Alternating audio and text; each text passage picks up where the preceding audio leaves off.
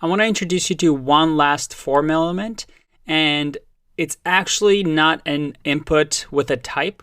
As we've described before, it's a little bit different, but the idea is still the same. So let's add cars here, and we want this to be a drop-down menu. Again, something that we see very often in form fields. However, unlike an input tag, we have to do a select tag, closing select tag as well. And within here, we can put in our options. So the option will be, we'll have a value of Volvo, and we'll say Volvo because we want that actually printed to the screen. And again, we have to close that tag. We'll add Audi, and we'll close that tag as well.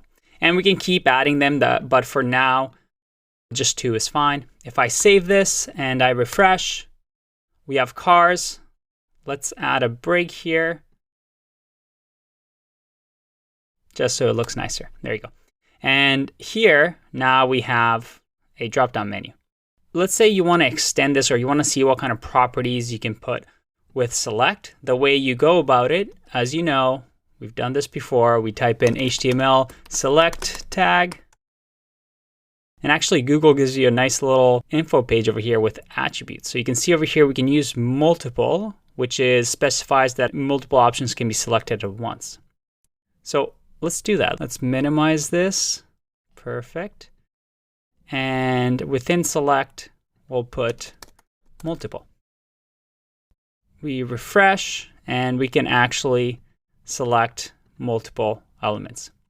But that doesn't look that pretty, so I'm going to take that out and refresh. I actually realized that we forgot one important input type, so I'm going to throw it in there as a bonus. And as you know, with any registration form, we want a password.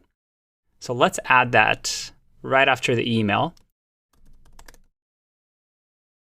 We'll do input type, and yes, there's a password type that we can add.